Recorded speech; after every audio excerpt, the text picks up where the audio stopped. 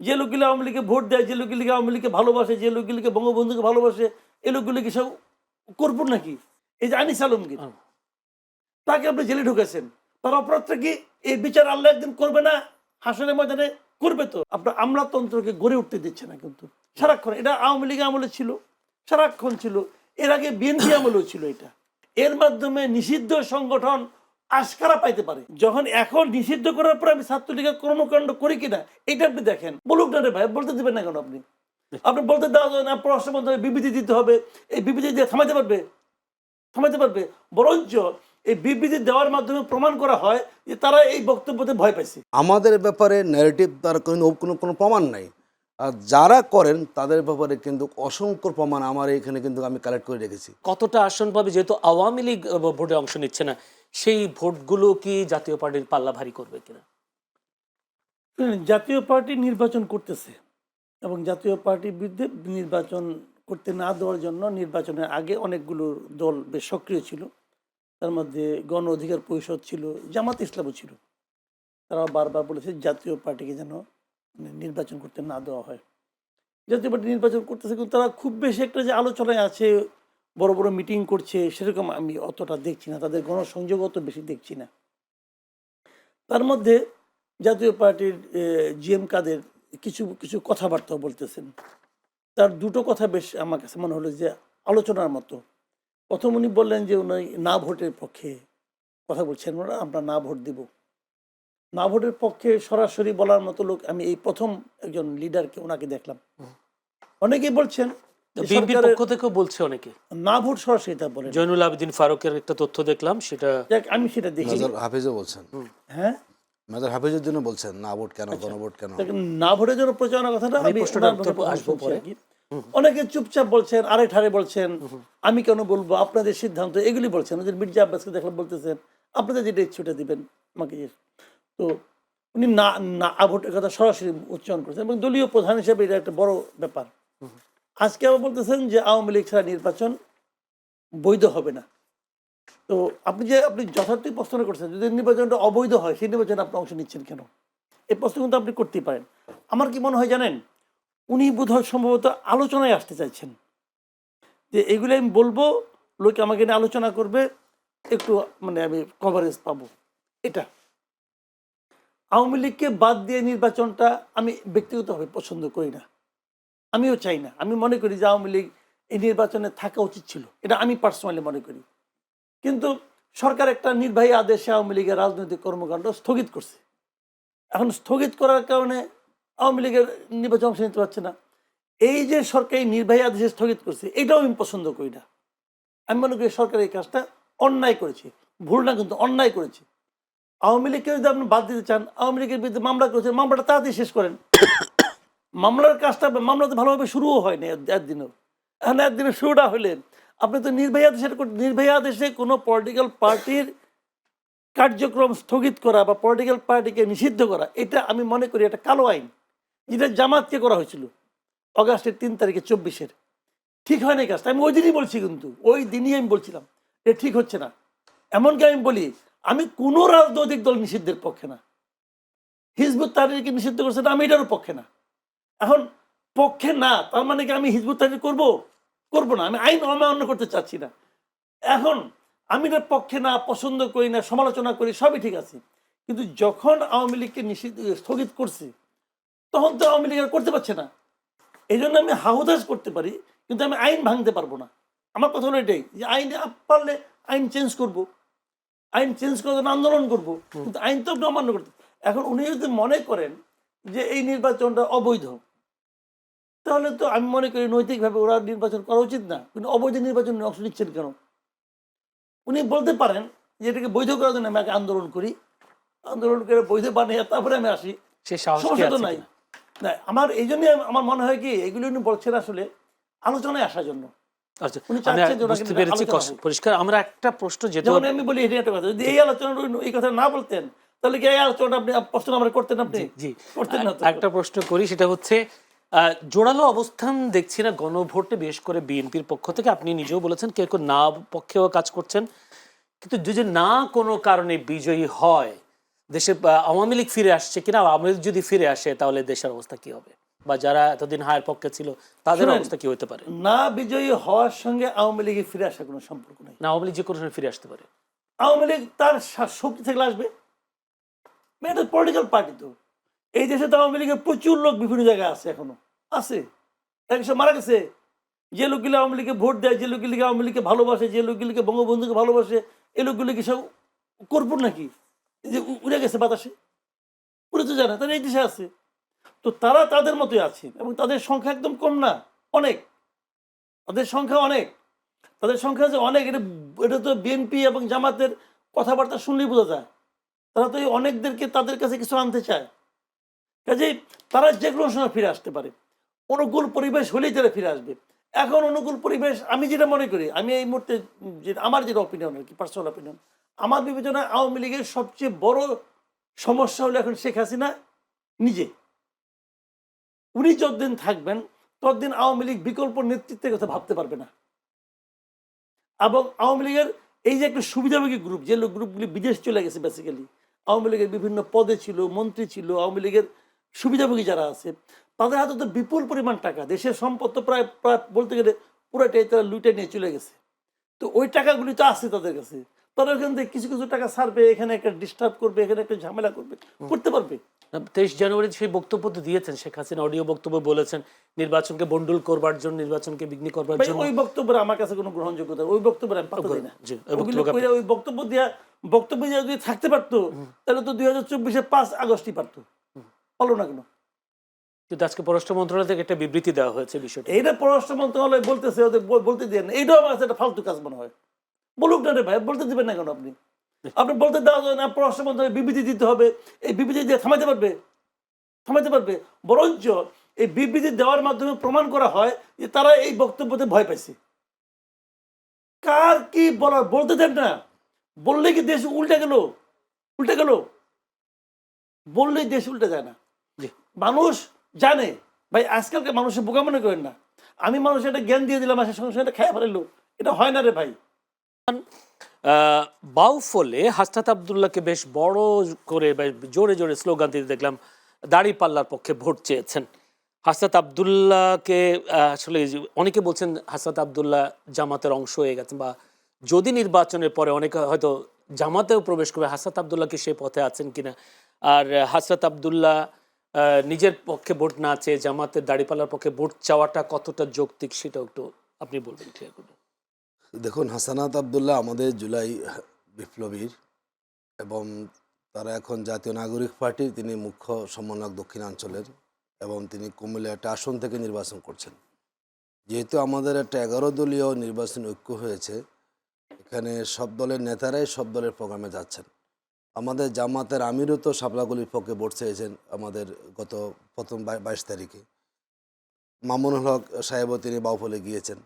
যেহেতু আমরা সবাই একটা লক্ষ্য নিয়ে নির্বাচনী ঐক্য হয়েছে, এই জন্য সবাই দলের প্রোগ্রামগুলোতে যাচ্ছেন, এবং যেখানে যেই দলের প্রার্থী তার প্রতীকী তারা সেখানে ভোট চাচ্ছেন, এটাই বাস্তবতা। আমরা মনে করি আমাদের হাসানাত আবদুল্লাহ আমাদের সেই 24 আগস্ট থেকেই বলা যায় সব জায়গাতে আমরা তার উপস্থিতি লক্ষ্য করেছি, এবং যেখানে অন্যায় হয় কিংবা দুর্ভোগ হয় সব জায়গায় তিনি ছুটে চলে, এখন তার অবস্থান ধরে রাখতে পেরেছেন। এবং বাংলাদেশের বর্তমান যুবকদের কাছে তিনি একটা মডেল। তিনি তার বক্তব্য, তার ভূমিকা, একটা ভালো গ্রহণযোগ্যতা তিনি ধরে রাখতে পেরেছেন দীর্ঘ সময় পর্যন্ত। এই জন্য উনি সব জায়গায় যাচ্ছেন, এবং আমাদের এনসিপির আহ্বায়কও নানা জায়গায় যাচ্ছেন, আমরা সেখানে যাচ্ছি। এটা একটা রাজনৈতিক যেটা বোঝাপড়া হয়েছে, যে বোঝাপড়ার কারণে এক দলের প্রোগ্রামে যাচ্ছেন, এখানে কেউ কারো দলের সাথে জি। বিলীন হয়ে যাওয়ার কোনো সুযোগ নেই। এর আগে তো মিয়া গোলাম পরওয়ার আপনাদের সেক্রেটারি জেনারেল বলেছিলেন জন্ম নিয়ে বাবার সাথে লাগতে এসো না।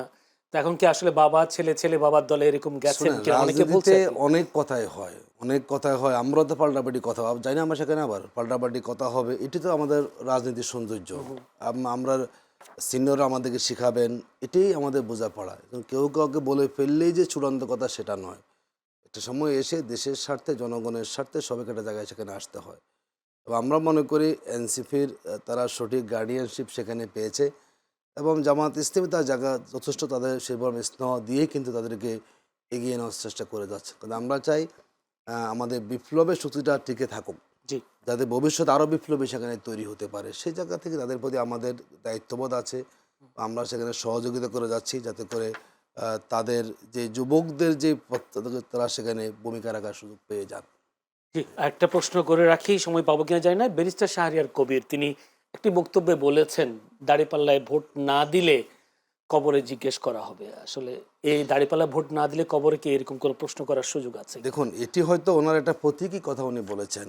আপনি যেহেতু ভোটটা একটা আমানতের অংশ, জি আমি যদি মনে করেন ভালো মানুষকে ভোট দিই, তাহলে তার ভালো কাজের সবটা কিন্তু আমি পাবো। হুম, আবার যদি আমার ভোটে কেউ অন্যায় করেন, তিনি ঘুষ খান, তিনি নানা কাজ করলে, সেটা অপরাধ কিন্তু আমি পাবো। এখন ধরুন যদি আমি কাউকে ভোট দিয়ে ইলেক্টেড করি, যদি সেই লোকটা কোনো অন্যায় কাজ করে, যদি সেই ধরুন যে আপনার চাঁদাবাজি করে, টেন্ডারবাজি করে, ব্যাংক লুট করে, নিঃসন্দেহে আমার ভোটের কারণে সেই লোকটাই সুযোগ পেয়েছে বলে কিন্তু আমারও কিন্তু সেখানে দায়িত্ব আছে। তিনি বুঝিয়েছেন যদি আপনি কাউকে খারাপ মানুষকে ভোট দেন, নিঃসন্দেহে তার খারাপ কাজের পরিণতি আপনাকে কিন্তু ভোগ করতে হবে। এই জন্য হয়তো প্রত্যেকেই বলেছেন যদি ভালো মানুষকে আপনি ভোট দেন, যেটা জামাত ইসলামী আমরা বলি যে আমরা সৎ মানুষের দল, আমরা দুর্নীতিমুক্ত থাকার চেষ্টা করি, আমরা অন্যায় কাজের সাথে আমরা সম্পৃক্ত নই। নিঃসন্দেহে যেহেতু ভোট একটা আমানত, যদি আপনি সৎ মানুষকে ভোটটা দেন তো জবাবদিহিতা আপনার সহজ হয়ে যাবে। যদি অসৎ মানুষকে আপনি ভোট দেন তাহলে জবাবদিহি আপনার কঠিন হবে। হয়তো এই জায়গাটা করে মিন করে বুঝিয়েছেন যে আপনি সেক্ষেত্রে আপনার আমানতটাকে আপনি খেয়ানত করবেন না, যেই হোক, যাতে আপনার ভোট পেয়ে কেউ অকল্যাণজনক কাজ সেখানে করার সুযোগটা না পেয়ে যায়। সেক্ষেত্রে কবর জান্নাত এসব কথাগুলো বললে অনেককে এইটা বলার সুযোগ করে দিচ্ছে কিনা জামায়াত ধর্ম নিয়ে ব্যবসা করে? দেখুন, আমরা বলি যে আমরা যে এই বক্তব্য আমরা দিয়েছি, আমরা দেখলাম সেদিন আমাদের বিএনপির চেয়ারম্যানও বলেছেন, যদিও আমরা মানে কল্পনাও করতে পারি নাই যে এত বড় একজন ব্যক্তি এই ইস্যুতে কথা বলবেন। এটা আমাদের কাছে খুবই একটা মানে হাস্যকর মনে হয়েছে। কোন বিষয়টা?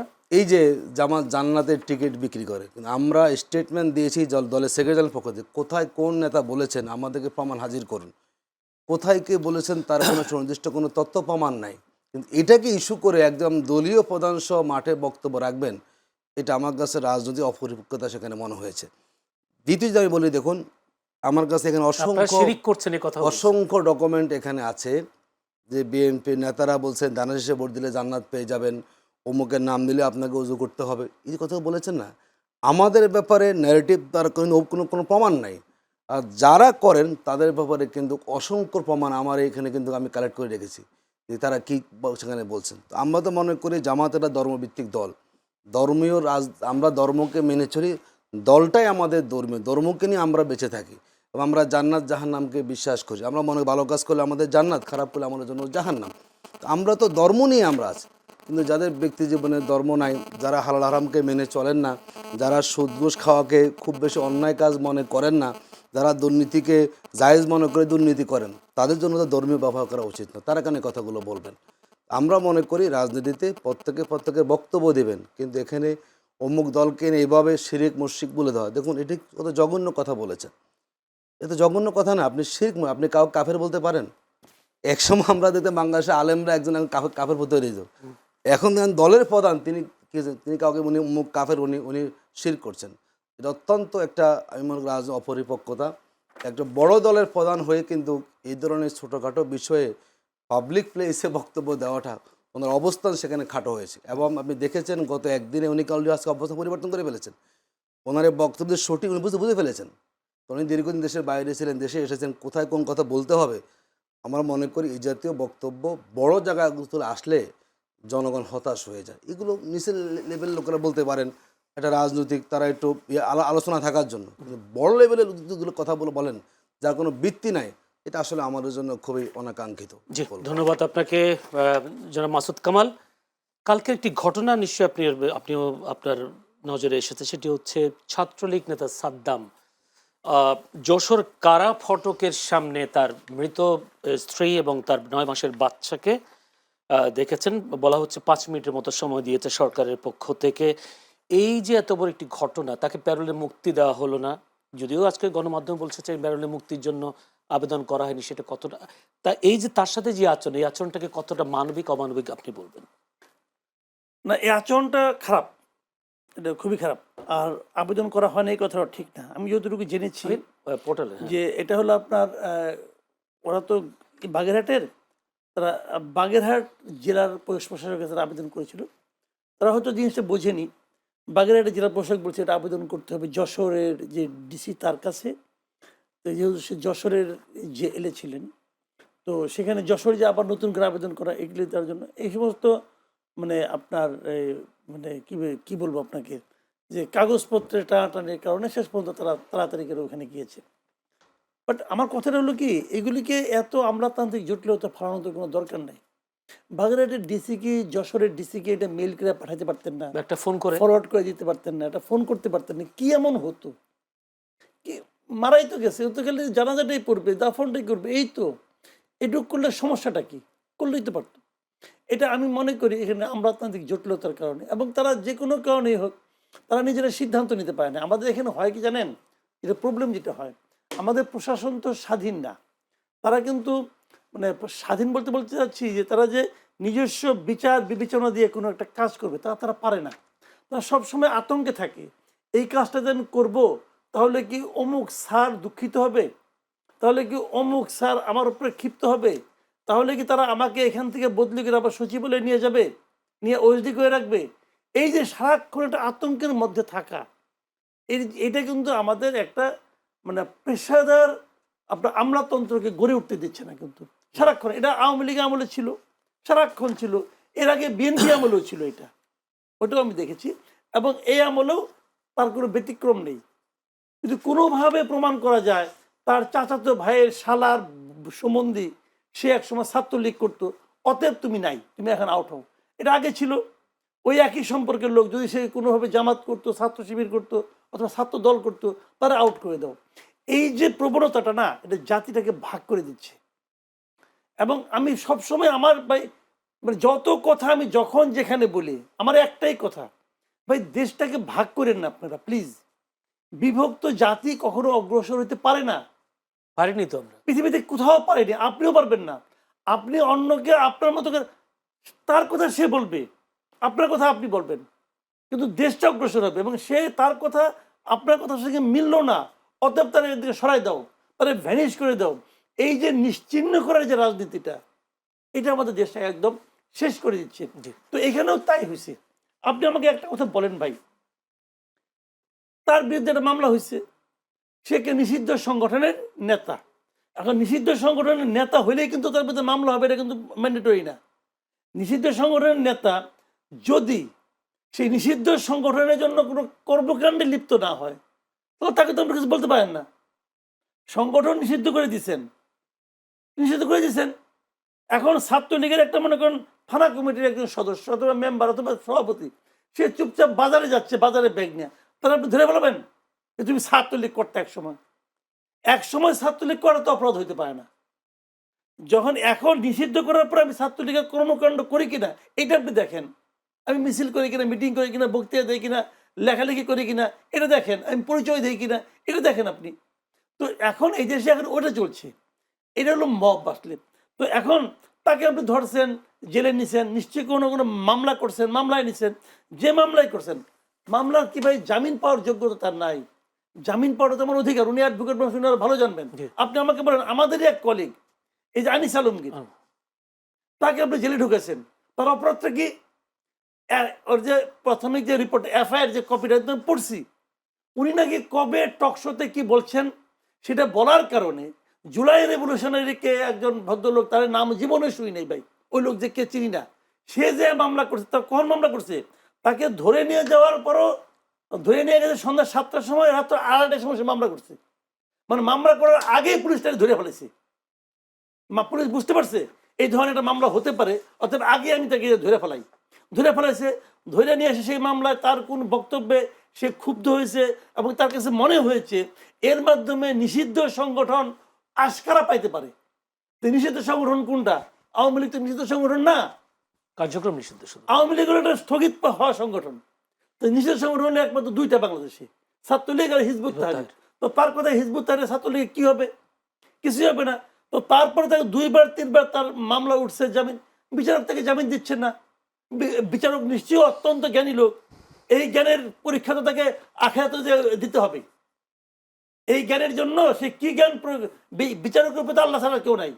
তো উনি যে নিজের একটি সিদ্ধান্ত দিচ্ছেন, এই সিদ্ধান্ত ঠিক হলো কি ভুল হলো, এই বিচার আল্লাহ একদিন করবে না, হাসরের ময়দানে করবে। তো এটা কি তার মাথায় আছে? সে তো মনে করতেছে আমার মানে হলো গিয়া কি বলবো, ঈশ্বর হলো গিয়া আমার মন্ত্রী অথবা উপদেষ্টা। সে তো এইখানে তার করে রাখছে, কেবলা বানায় রাখছে। তো এইগুলো হলো সমস্যা। যতদিন পর্যন্ত এই প্রক্রিয়া, এই প্রবণতা না থামবে, ততদিন পর্যন্ত দেশে আপনারা আইনের শাসন আনতে পারবেন না। ততদিন পর্যন্ত দেশে এই সমস্ত ঘটনা, সাদ্দামদের ঘটনা ঘটতেই থাকবে, ঘটতেই থাকবে। মাঝখানে একটা কথা বলে নি, ছোট্ট একটা কথা। যিনি আত্মহত্যা করেছেন এবং যিনি তার সন্তানকে হত্যা করে আত্মহত্যা করেছেন, এটা নিয়ে কিন্তু আমার কোনো সমবেদনা নাই। আমি ওই ভদ্র মহিলার এই কাজটাকে একটা অন্যায় কাজ মনে করি। উনি তো নিজে একটা অন্যায় করছেন, আত্মহত্যা করছেন, আর উনি সন্তানকে হত্যা করছেন। বেসিক্যালি উনি একজন হত্যাকারী। আপনার সন্তানের মালিক কিন্তু আপনি না, আপনি তাকে মারছেন। এটা ভয়ঙ্কর অন্যায় করছে ভদ্র মহিলা।